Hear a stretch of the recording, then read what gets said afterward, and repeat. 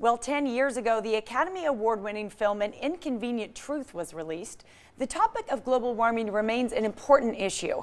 The inspiration to change continues in its sequel, Truth to Power. That's right. And here with us today is John Schenk. He's the co-director and cinematographer, before its home media release. It's great having you, my friend. Thanks for having me. It's great to be here. So I remember watching An Inconvenient Truth many years ago. Very eye-opening, groundbreaking for audiences. What was your reaction when you were asked to be a part of the sequel, and what was your reaction when you saw the original?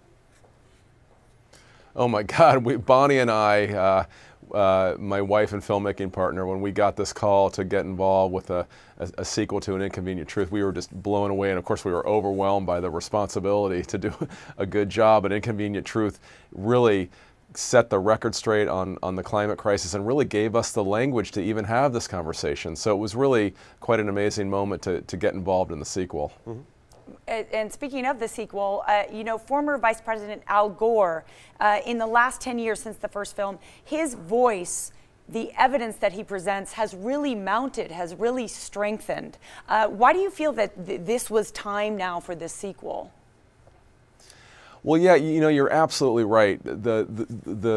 Unfortunately, the predictions that were made in An Inconvenient Truth and by the scientific community 10, 15, 20 years ago about the climate crisis, we're now living those consequences. You know, just look at the hurricanes that are making landfall in the Gulf after traveling over warmer ocean temperatures, and of course the wildfires that are raging in California after one of the hottest summers on record here. So you see Al Gore in this new movie. It's kind of a more of behind-the-scenes movie. You follow him around. You really get to know him as a man. But you see him go to these places around the world and look at the evidence of climate, the climate crisis. You also see this incredible other side of the picture that did not exist 10 years ago, which is this incredible, hopeful story in the cost down curve and how cheap solar and wind have gotten to get our energy from. And there's places all over the world now, including in traditionally conservative areas like Texas, that are now moving very quickly towards sustainable energy. And I'm glad that you mentioned that, because I think one of the things that kind of gets lost in this whole conversation about global warming becomes very politicized. Obviously, you have former Vice President Al Gore there. So 50% of the people watching right now may be rolling their eyes. This is not a political thing, though. This is a science thing. I mean, anybody 99% of scientists, 98% of scientists are on board with this as it being a factual, evident fact that this is happening in our world. We made changes when it came to the ozone layer. It's just getting off our butt and doing something about this. You know, you're absolutely right. The climate issue really should never have been a political issue. In fact, you know, when Bonnie and I have thought about this over the couple of years that we've been involved with this story, it's amazing to us when you really think about it.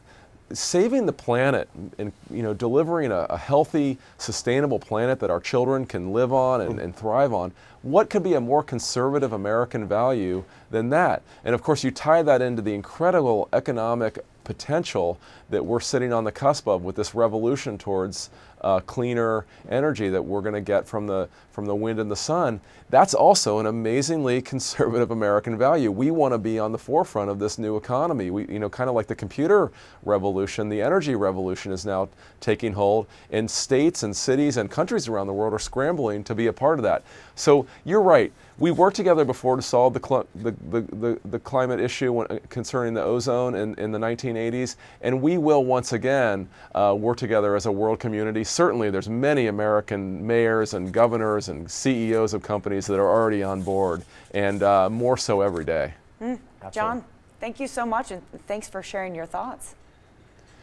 Well, you know, we're so excited that the film is now available on Blu-ray and DVD and streaming services, because the other thing that's happened in the last 10 years is kind of this documentary revolution. Yes. People are watching more fact-based nonfiction at home, and this is really an exciting moment for us to get this exciting film out there that's kind of a hopeful film about the environmental story into the hands of everyday people to watch in their homes. John, pleasure. Yes, and as people say, truth is sometimes stranger than fiction. So thank you so much. Absolutely. Thank you for having me. Absolutely. Check out the follow-up to the global climate change film that has changed the way many people view global warming. An Inconvenient sequel will be out on Blu-ray and DVD October 24th. Hey, that's my birthday. The packaging made from recycled content. It's out on digital HD. Paramount Pictures, proud sponsor of The Morning Blend.